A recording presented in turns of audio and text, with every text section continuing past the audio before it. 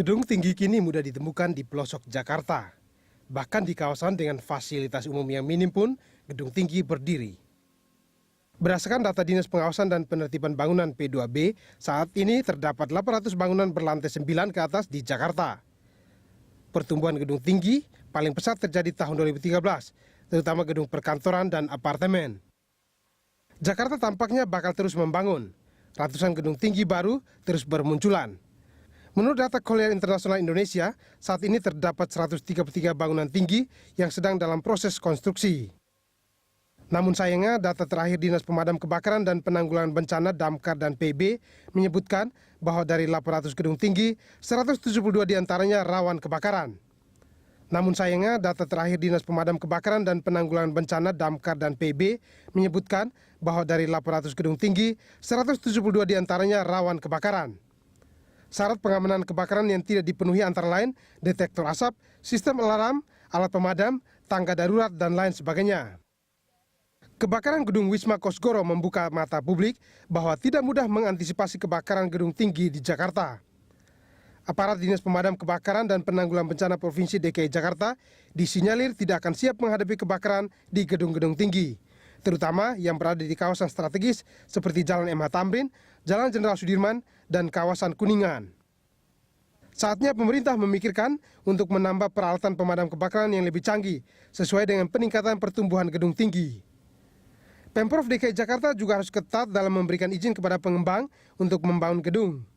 Dan hal yang paling penting adalah memastikan gedung-gedung tinggi yang menguasai langit Jakarta harus memiliki syarat pengamanan kebakaran. Pemirsa, hampir 17 jam petugas pemadam kebakaran bekerja untuk memadamkan api yang membakar gedung Wisma Kosgoro, Jakarta. Meski sudah berhasil dipadamkan, api beberapa kali kembali membakar hingga akhirnya benar-benar berhasil dipadamkan pada pukul 12 siang tadi setelah menghancurkan total 5 lantai teratas di gedung itu. Peristiwa kebakaran ini memicu kekhawatiran seberapa siap sebenarnya gedung-gedung tinggi di kawasan strategis di Jakarta dalam menghadapi kebakaran. Benarkah ada sejumlah gedung yang tidak dilengkapi dengan sistem proteksi kebakaran yang memenuhi standar? Untuk membahas masalah ini kita akan berbincang dengan pengamat perkotaan Yayat Supriyatna. Selamat sore Pak Yayat. Selamat sore ya. Iya, dan saya akan sapa Kepala Dinas Pemadam Kebakaran Jakarta, Subedjo. Selamat sore Pak Subedjo. Selamat sore Mbak Talita. Iya, Pak Subedjo, setelah akhirnya berhasil dipadamkan pada pukul 12 siang tadi, kira-kira saat ini apakah sudah diketahui sumber api atau asal api itu sebenarnya dari mana Pak Subedjo?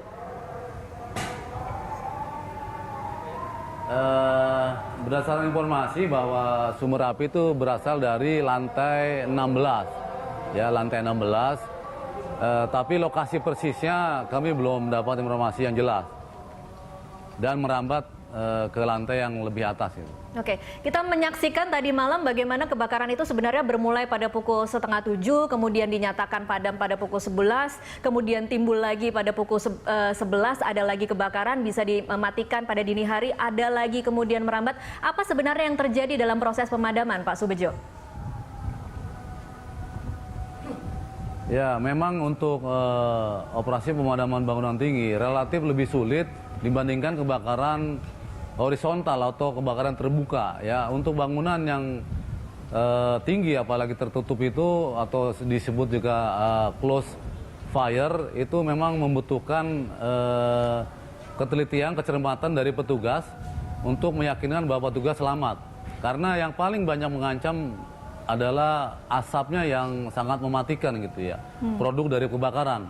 Oleh karena itu kita harus memastikan bahwa akses kita menuju lantai yang terbakar harus bebas dari asap. Tapi sayangnya kasus kebakaran yang terjadi di Wisma Kosgoro itu orang kami tidak bisa menggunakan lift kebakaran, sementara asap sudah tebal ketika kami datang, sehingga kami perlu mengusir asap itu dengan blower, baru membuat jalur lewat tangga darurat menuju lantai yang terbakar di lantai 16. Oke, jadi kalau bisa dijabarkan apa saja sebenarnya kendala yang dihadapi para petugas pemadam kebakaran tadi malam ketika ingin mencapai titik api, Pak Subedjo? Yang pertama, akses menuju lokasi atau lantai yang terbakar. Kita harus berjalan kaki dari lantai dasar menuju lantai 16. mestinya kalau gedung itu memiliki atau lift kebakarannya berfungsi, itu petugas pemadam bisa menggunakan lift menuju lantai di bawah lantai yang terbakar untuk melakukan pemadaman gitu, lebih cepat. Tapi karena harus menyusuri tangga, ya itu ada kendala tersendiri yang pertama. Yang kedua, ketika kita akan menggunakan Siamese connection atau sambungan dinas pemadam kebakaran di lantai dasar, itu ada satu katup yang menghambat sehingga kita tidak bisa menekan air menuju lantai yang terbakar gitu. Oke. Jadi selain beberapa kendala yang selain lift kebakaran yang tidak bekerja, benarkah juga sistem proteksi kebakaran di gedung itu Anda sempat menyebut sprinkler, heat detector dan smoke detectornya itu semua tidak bekerja? Apa benar Pak Subedjo? Jadi kalau kemarin kami, termasuk saya juga mengunjungi atau melihat pompa kebakaran, ya, atau lokasi di mana terdapat pompa kebakaran yang biasa untuk mensuplai air dari reservoir menuju hidran kebakaran atau sprinkler.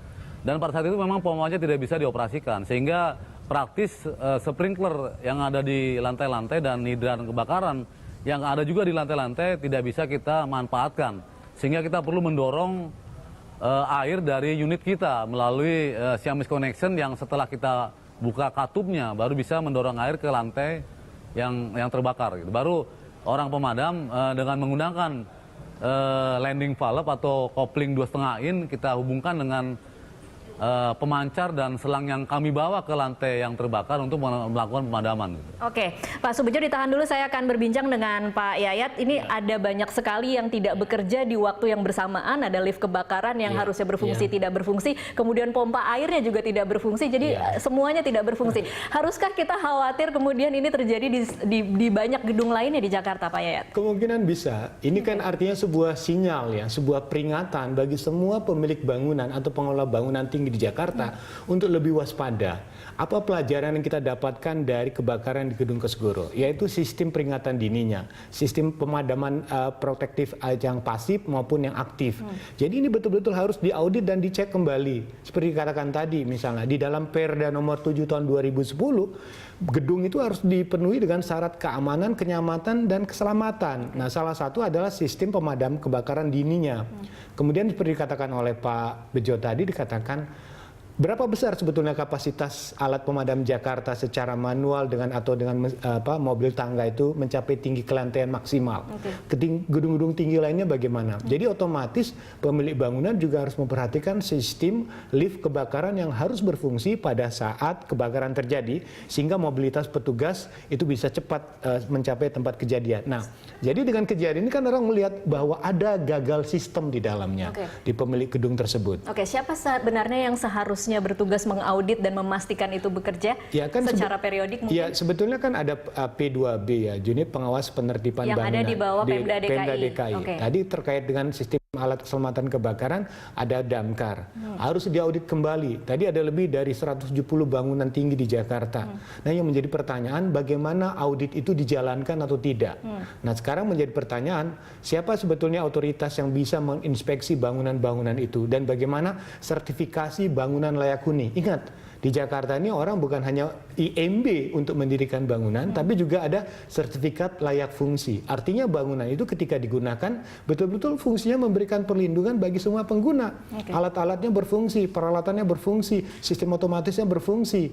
Nah, sekarang yang menjadi masalah, berani tidak Pemda DKI melakukan tindakan untuk mengaudit kemudian mengumumkan. Tapi ada sanksinya nggak sih sebenarnya kalau kemudian tidak dipenuhi, Pak Yayat? Ya, khusus pasal yang menyangkut kebakaran di dalam Perda itu tidak ada sanksinya. Tapi ketentuan mudah sekali untuk tidak dipatuhi dong. Ketentuan lain memang ada di bagian sanksi pasal-pasal lain terkait bahwa ada pengenaan kurungan 3 sampai 6 bulan dengan denda juga 50 juta. Tetapi untuk pasal yang menyangkut ketentuan mengatur kelengkapan kebakaran ini tidak ada sanksi di dalamnya. Jadi include di dalam aja maksudnya. Kita akan Pak Yayat juga mungkin bisa langsung bertanya kepada Pak Subedjo. Pak Subedjo, kalau tadi kita kembali lagi ke peristiwa yang terjadi kemarin, kalau dengan peralatan yang dimiliki oleh pemadam kebakaran, kemudian minus dengan sistem proteksi yang tidak bekerja di dalam gedung itu, seberapa tinggi sebenarnya pemadam kebakaran itu mampu mencapai ketinggian tertentu di suatu gedung?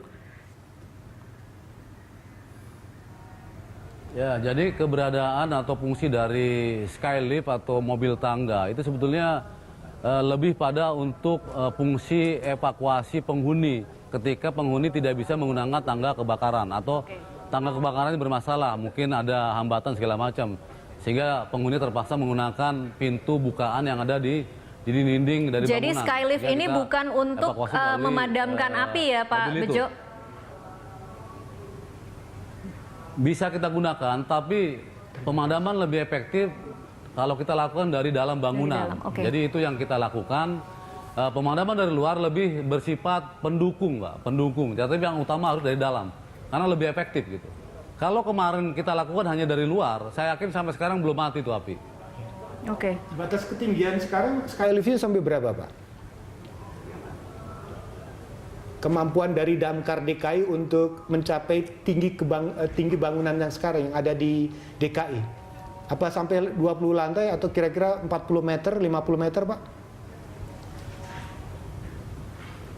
Kita sudah memiliki mobil yang skylift yang kemarin itu 90 meter, Pak. 90 meter. Nah, 90 meter itu bisa mencapai lantai 16 itu ya Pak Bejo?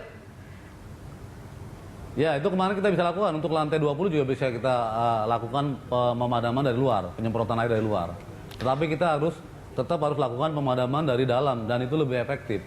Oke, baik. Kita akan break dulu Pak Bejo dan Pak Yayat. Nanti kita akan lanjutkan di segmen selanjutnya. Pemirsa tetaplah bersama kami masih akan kembali.